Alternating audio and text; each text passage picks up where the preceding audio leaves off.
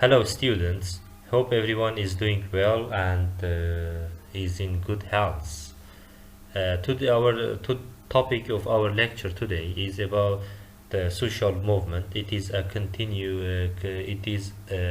continuing the subject of last lecture. In the last lecture, we defined the human rights movement as a non-governmental social movement engaged in activism related to human rights issues. And also in details, we discussed the Black Power movement, which it is a very important movement. It was established in USA to protect the rights of African American people, uh, because at the time the black people community was very poor and weak. That's why the goal of this Black Power movement, was to increase to empower, to increase, to empower the community of Black Power movement and protect rights. And the other in the last lecture we discussed in details the another movements related feminist movement, which is the feminist movement or women's movement. And also this movement, as we mentioned, consider or concentrate mostly on the issues related to women, and making reforms at specifically two levels of community, changing some negative values or traditions in benefit of women, and also at institutional level to make a better environment for women in institutions and to get higher positions. Today we gonna I gonna explain another movement which it is very important also in the history of humankind. It is anti-apartheid movement. However, an anti-apartheid movement, as a term, it means making distinction between black and white people on the basis of their skin, color of their skin. However, we don't have this issue in Kurdistan, but maybe the distinction mostly it is related to religion, to tribe, or family, or maybe in religious distinction. In Kurdistan, this kind of values make distinction between people, not the values of being black or white. But the anti-apartheid movement is a global issue, and it's also making distinction between people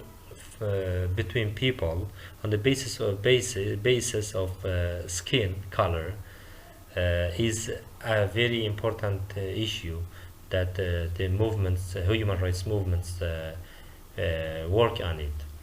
The anti-apartheid movement, at the beginning,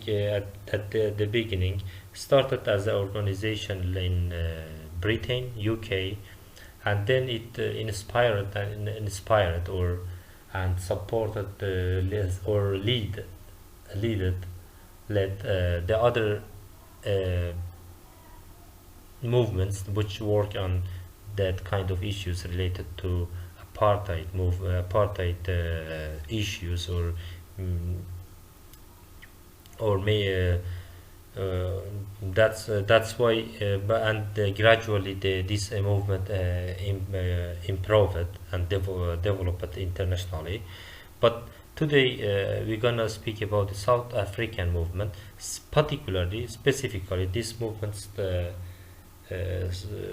was very strong in South Africa, because South Africa is a country mix of white and and black people, and the more than majority of people, its people population is black, but it was ruled, managed by just white people, and systematically there was a violation of human rights, because in the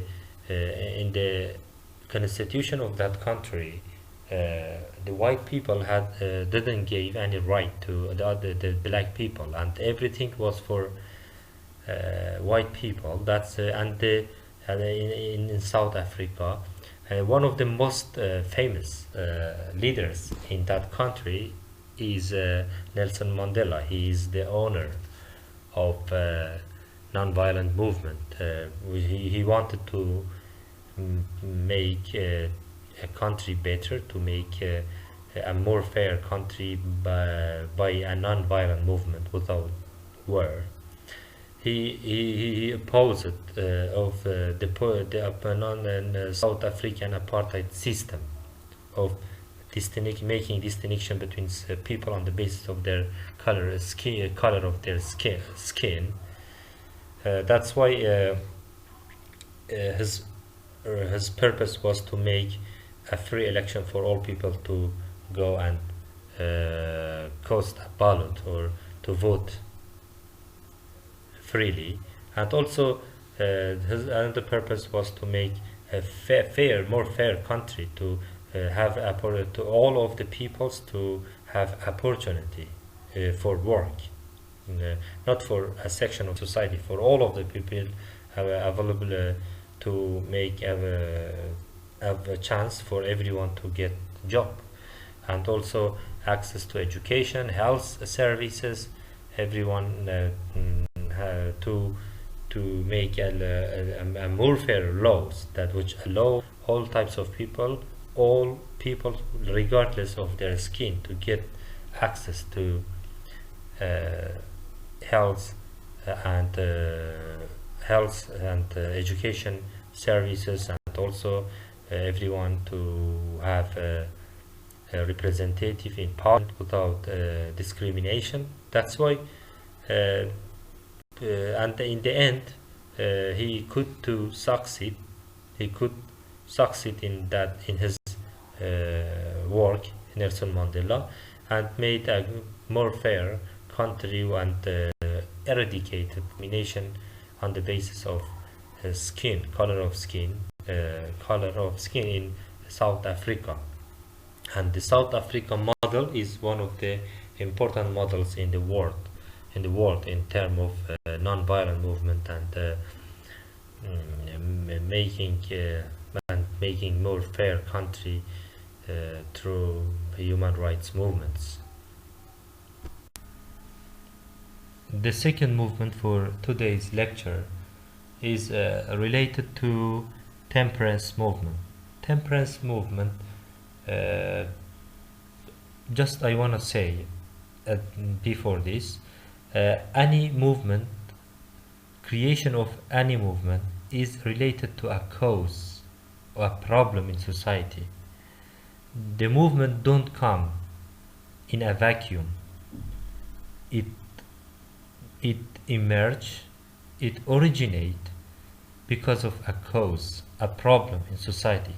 That's why temperance movement, based on that, temperance movement was made on the basis of a problem, and the problem was drinking of alcohol in Europe, USA, more than enough.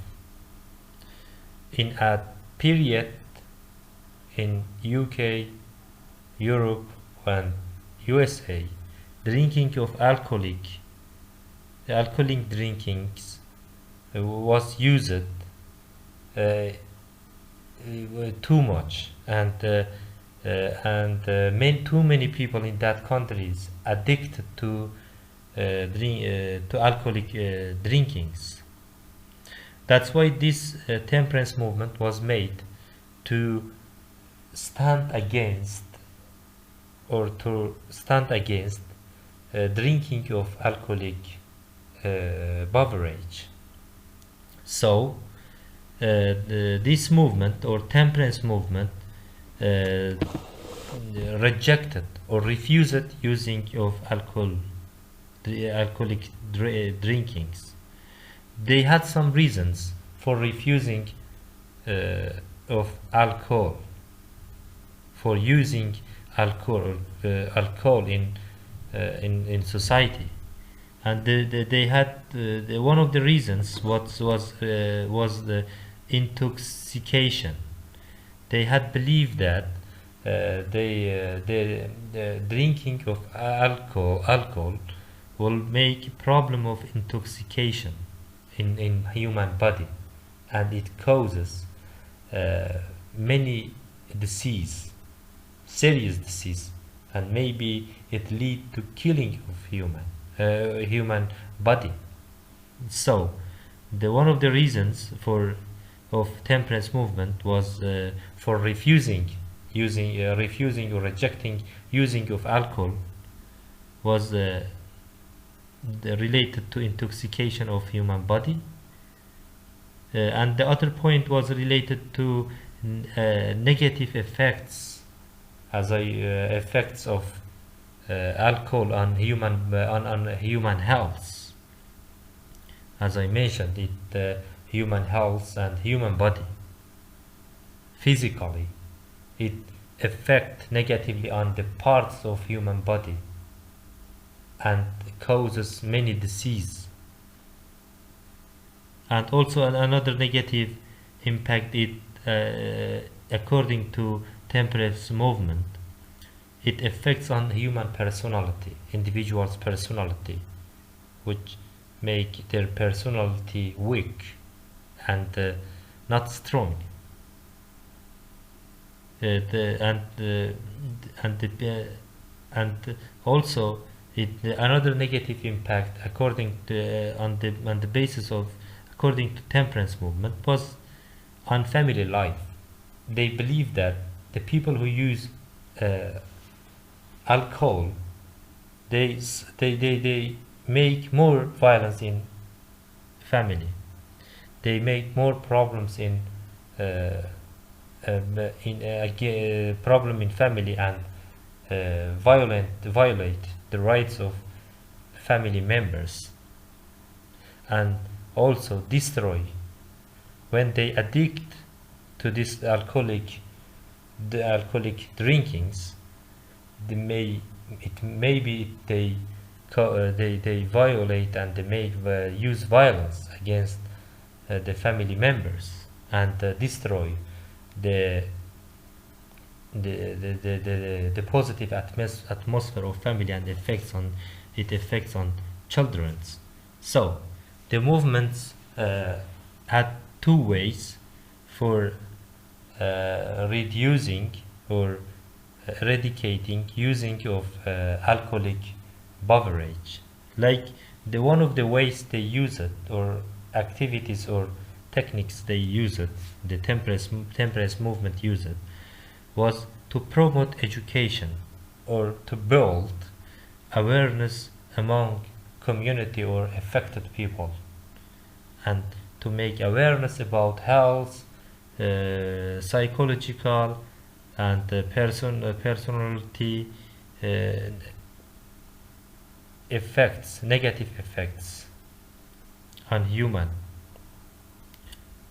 And the other way, other technique or other way the temperance movement used it was to make advocacy and make more pressure on governmental institutions and parliament in order to make a more stricted laws to reduce the use of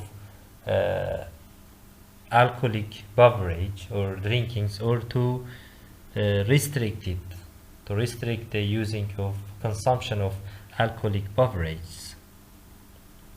So shortly, I want to say the temperance movement also, its main purpose is to make a better life for human by making awareness and making and pushing people to not to use alcoholic beverages or drinkings, and making a more prosper society, which it is in benefit of humankind or people. The third movement is about organic organic movement. One of another movement is, as I said, is organic movement, which I wanna give some highlights about it. It is very important movement, organic movement. Specifically in Kurdistan, we need to make this kind of movements because in Kurdistan we don't have food security. All of our specifically agricultural products are imported. They come from neighbor countries, and it is not good. But at the beginning, I wanna I wanna give you the meaning of organic. It means the organic. It means growing agricultural products without assisting of toxic chemicals. It means the organic movement is a natural support natural products in agricultural sector. So